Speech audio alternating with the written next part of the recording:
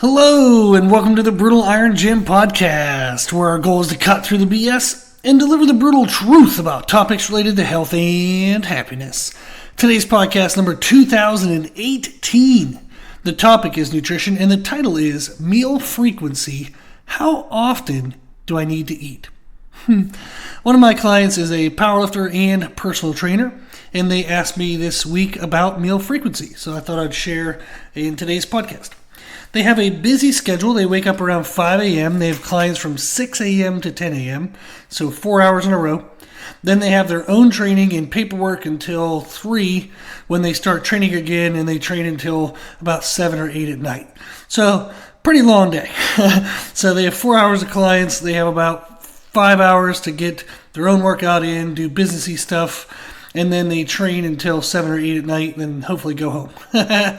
So, long day. Right now, they're drinking a shake and eating a bagel before their morning clients. They have another shake when they start their training because they like to start the training as soon as they're done with their 10 a.m. client. They don't want to sit and eat a meal because then they say they get kind of caught checking emails, doing other things, and the workout gets delayed. So as soon as the 10 o'clock, like the 9 to 10 o'clock appointment is done, they'll drink the shake as they start into their workout and warm-ups. Then we have a whole food meal after their training, another whole food meal before their evening clients, and then a whole food meal after their clients at home before they go to bed. So at 5:30 in the morning, shake and a bagel. 10:30, shake. 12:30 is a whole food meal, mostly carbs and protein. 2:30 is a whole food meal with mixed carbs and fats and protein. And then 8:30 is a whole food meal with mostly fats and protein. So they eat at 5:30, 10:30, 12:30, 2:30, and 8:30. Since they have so much going on with their business and balancing regular life, it's helpful for me, to write their training and nutrition. It's an opportunity for them to crush goals and look amazing and learn along the way. So that's been the fun part of it is they are achieving excellent results. They're very happy, so yay, knock on wood, glad they're happy. And they're also getting to grow their business. So we're doing great things that they get to show for advertising in their business. They're learning along with their progress how they can implement that to their clients, and then the clients getting better progress, getting better word of mouth, and then they're using the client success stories to also advertise their business. So it's really all around a great combination. Really enjoy this. I love getting to work with trainers. Like over half my clients are trainers, so I really love that. It's just a great way to help great people, and then I know that it'll help everybody they work with. A question that they asked me this week was, should I be eating less often? They sent a link to a video of a physician who studies longevity, and in the video he discussed in a recent study that the physician who studies longevity, I wanted to revisit that real quick, make sure I don't stutter over that one. So it's a physician who studies longevity, not a nutritionist. Physician who studies longevity. In the video, he said in a recent study, they tracked people's meal frequency and the outcome on leanness and muscle. They found that the people who ate only 3 times a day were leaner and gained more muscle than the other groups in the study who had different meal frequencies. The video made it seem as though if you eat less often, but still get sufficient protein and baseline energy needs of carbs and fats, that you'll be leaner, more muscular, and live longer. As I talked with the client, I asked them, did you notice who the study subjects were? They were average people. This client is anything but average. They're highly active. I mean, way more active than the average person. They're highly muscular, much more than the average person. This trainer is not average in a very good way. They've earned not being average. So what this means is the study didn't study them. If you take random people and give them a structured diet that increases their usual protein intake, normalizes their usual calorie intake, they will get leaner and they will grow muscle. Yes. So why wouldn't a greater frequency produce a greater result though? Why did just 3 feedings produce the best result? It's because there's an upper level, like an upper ceiling, to the benefit of protein frequency for the average person who doesn't work out in an aggressive, strenuous way. If they're not in the gym destroying their muscles, their muscle damage, their protein demand would be relatively low. It would be higher than what maybe 2 feedings per day could maximize, but lower than the need for 4 protein feedings a day. So for example, say their normal daily activities, normal recreational activities, produce a protein demand of say 5 out of 10. So 10 would be, CrossFitter that does like 3 workouts a day and also still trains other people, like somebody who just works out nonstop all day, every day with weighted resistance. They're going to be producing a 10 out of 10 protein demand. So let's say the average person, average recreational activities, produces a 5 out of 10 demand. 2 feedings per day may provide barely enough protein to cover the 5 out of 10 demand. But 3 feedings a day definitely covered it. But four feedings a day, the body just didn't really need that much. So therefore it didn't produce a significant benefit. But let's say you lift weights aggressively. You're crushing it in the gym 3, 4, even 5 times a week. And your protein demand may be 10 out of 10, or 9 out of 10, or 8 out of 10. In that case, 2 feedings definitely isn't going to be enough. Even if you could eat enough in those meals, there would still be time between the meals when the body when it has digested those food, and now there's no protein in the bloodstream. So 3 feedings might not even be enough to maximize the protein demand in regards to creating new muscle. So at a 10 out of 10 demand, 4 feedings, or maybe even 5 feedings may be needed to fully cover the protein demand. So the more muscle damage we cause, the more body stress, the more protein we need in a day, and the more time of the day that we need it. The average person may have a protein demand of only 0.6 grams per pound of lean body weight, and that might be actually plenty enough for them. They might not even need that much, quote unquote, but that's typically the bottom of what we would recommend. And they need it at a pretty even pace throughout the day. There isn't really a high spike of demand. There's not really a high demand at all, really, throughout the entire day. So maybe they only need 5 grams of protein per hour to meet their demand. But if you're producing muscle damage regularly, your protein demand may be up to 1 gram per pound of lean body weight. And your body is needing it and would benefit from it all day. So it might have a protein utilization rate of 10 grams per hour if it was fed that amount. If you were feeding it 10 grams per hour, it would be able to use all 10 every hour to maximize the muscle growth response. The more protein damage we create, the more protein we need per 24 hours.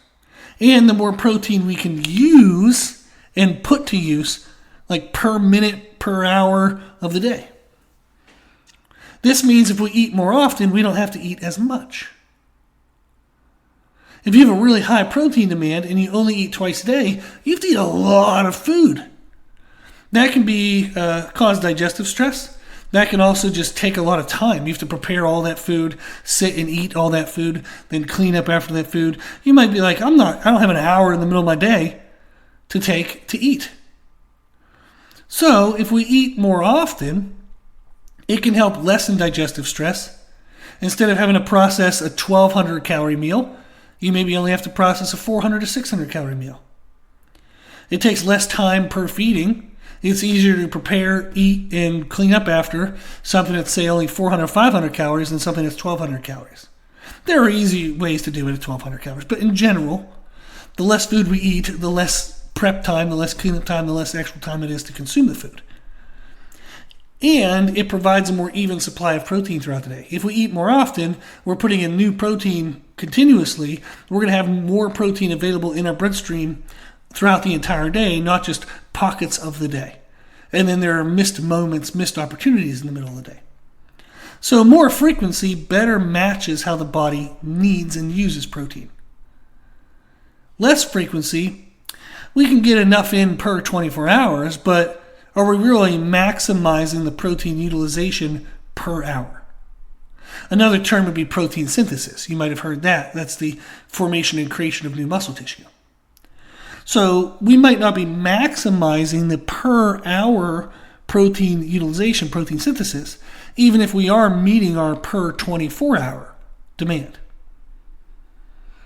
And more frequency offers better deficit and surplus control of our carbs and fats for easier body fat maintenance. If we eat less often, we have larger deficits and surpluses of carbs and fats, which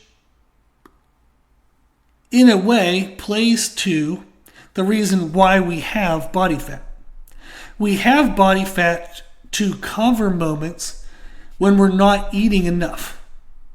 We're not eating the energy we need, so the body had to save energy from other meals, previous meals, to cover that demand. If we go a long stretch of the day without eating anything, the body still has to fuel the organs. It still has to move. It still has to do everything it does. So it pulls from body fat. If it pulls from body fat on a regular basis, it's going to value body fat. It's going to believe that it's necessary. If we reduce how often the body has to use body fat, it reduces the need for body fat. Therefore, the body won't try to create as much. It won't form as much body fat. So we can slowly take body fat off without the body trying to put it right back on. If we're looking at body fat control, the more we control deficits and surpluses throughout the day, the less body fat we'll have. And our usage of carbs and fats throughout the day, it varies kind of per minute, per hour, per activity of the day. If I'm up and active and I have to move around and go do some things, I'm going to use a lot more at that moment. But if I'm sitting at my computer, I'm going to use less. The random things we do all day, getting up and maybe you want to do the laundry. So you get up from your desk, you go into the laundry room, you realize, oh crap, I didn't get all the laundry from upstairs. You go upstairs, grab that stuff, come back downstairs. You're loading the laundry. Then all of a sudden you're like, oh yeah, geez, I forgot to, take out the trash. I'm going to do that after I do this. So then all of a sudden you're already up and you've moved around and done 30 minutes of chores. And that was just random activity. Does that burn a lot of calories? No. But it is the randomness that's significant. Our usage of carbs and fats for energy, our energy use throughout the day is variable. So it's in a sense kind of a moving target. It's not literally the exact same every single day. It's a moving target. It's not even the exact same every hour, right? I might do more things in the morning than I do in the evening, or vice versa, or midday. It's a moving target. It's a moving amount. And this brings to mind, like target practice, you hear the phrase aim small, miss small. That can apply very well to carb and fat control. A great method for balancing carb and fat intake with carb and fat usage is to eat before, between, and after events of the day. So this client, their energy spikes, their highest energy usage is during their morning clients, their training session, and then their evening clients.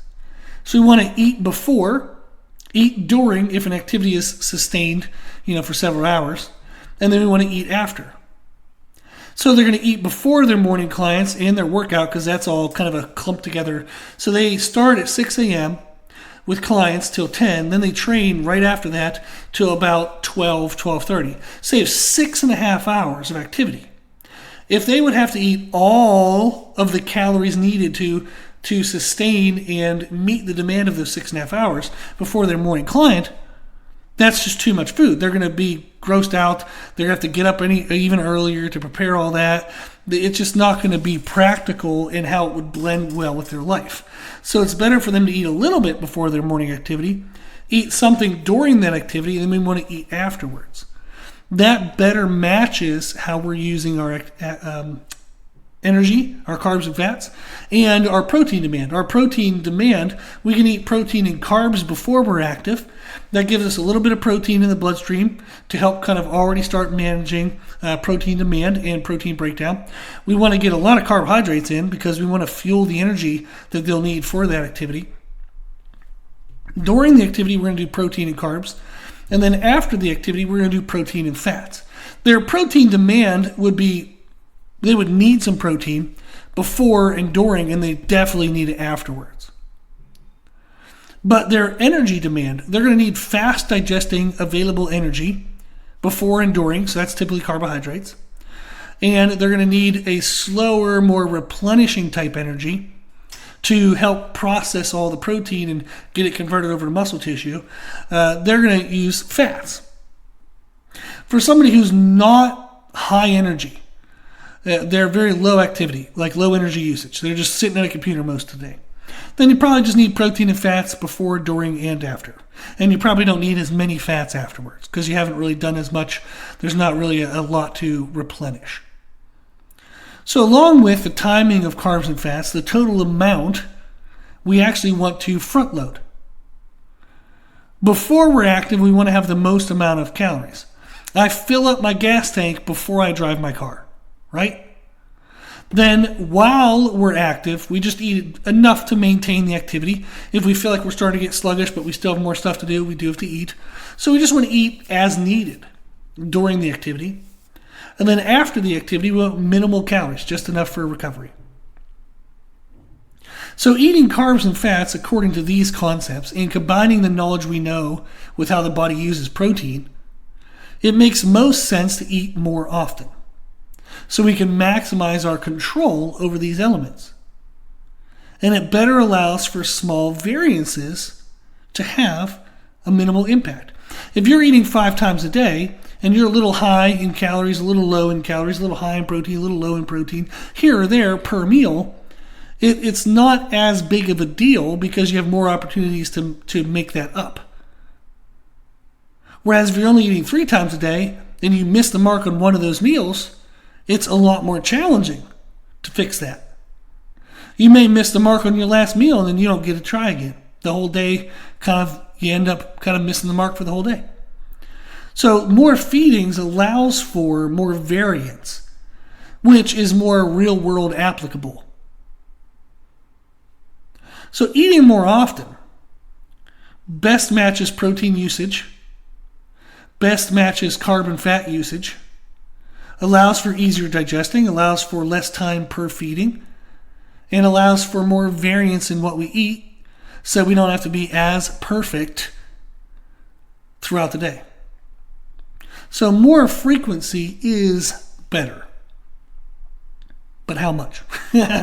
So I have clients who eat 1 meal a day. I have clients that eat up to 7 meals a day. And if that's what they find comfortable, that's what they like, I don't ask them to change. So I just went through and told you that I believe more feedings are better. And then I just told you that I have some clients that only eat 1 time a day. Yeah, that's what they like. It's something that matches their demands. It matches their ability. It matches their current goals, meaning we can achieve what they want with just 1 feeding per day. Then I'll leave it alone. Why in the world would I rock the boat if the boat doesn't need to be rocked? Now, let's say if they're eating once a day and they're like, dude, this is just awful. Like, this is so much food at one time. I normally eat at this window, but my kid had an event and I got home late. I wasn't really hungry because I was, just so tired. I just decided not to eat that day. And I'm like, dude, that was your only meal. Like, you're gonna be absolutely starving the next day. They all of a sudden have cravings. They overeat. They feel lethargic in training. Their elbows bugging them a little bit because they're not recovering well. And we're like, okay, hey, like maybe we need to look at giving you another feeding window in case chaos happens and you miss some of that window that you normally have. So in a situation where we're having issues, we may look at changing meal frequency for that client if it's a potential solve for their problem that they're having. But if they're happy with 1 meal, 2 meals, 3 meals a day, okay. If they're unhappy, meaning they're not getting the results we want, We're going to look at as many options that would have potential impact as possible, but one of them is going to be meal frequency. So I prefer that people have 5 feedings a day, or at least have the allowance or the awareness of 5 feedings a day. What do I mean by that? We're going to eat our first meal within 2 hours of waking up. We want to give the body what it needs. Give it some protein, give it some energy so it can start moving and grooving without building up a lot of cortisol, without building up a lot of stress, without getting too far behind in recovery. So we want to eat the first meal within 2 hours of being awake. We're going to have a mid-morning time to where they can eat more if needed. So maybe the breakfast wasn't quite enough. So they're going to eat again somewhere in the middle of the morning. Maybe they don't like big breakfasts, so we're going to have a small breakfast and then eat again in the middle of the morning to make sure we have enough calories and protein coming in the first part of the day. So that mid-morning, maybe they have a huge breakfast. They're a breakfast person. They love breakfast. And they have plenty of calories and protein for breakfast to last until lunch. Great, then we don't have the mid-morning. So the mid-morning is an option. Then we have lunch. Then we have a mid-afternoon option as well. So maybe they're running a little bit low on food that day, feeling a little tired. We'll go ahead and eat more mid-afternoon. Maybe they went out with coworkers. They had a really big lunch, bigger than they normally do, so we're going to skip that afternoon meal. Then we have dinner. So it's a breakfast within the first 2 hours of waking up, mid-morning as needed, lunch, mid-afternoon as needed, and then dinner. Those are the 5 kind of feeding times that I usually have clients follow or be aware of. And for clients who workout time, maybe their workout time doesn't time well with these feedings, and maybe they have dinner before they work out. Well, after they go home, we are going to have some protein before bed, so we might add a 6th feeding in relation to a post-workout time. But that's typically what I do, and it works great. I have clients who have pro cards in aesthetic sports, drug tested and non-tested. People have elite totals. One of my clients just set a world record in powerlifting. We do great with that, so no worries there. And a bunch of professional athletes, college athletes, recreational athletes. Work with, like first responders. I have a model right now doing a photo shoot, getting ready for a photo shoot. A lot of fun variety of clients. I really love it. A lot of runners, surprisingly. You might not think, due to me talking about muscle building and all this stuff all the time, I have a lot of runners as clients. We usually do strength training and corrective therapies in relation to running. Which is kind of like where I come into play. I will help them with running, but I'm not usually their running coach. I'm usually the person who puts together the program, but they usually have a running coach.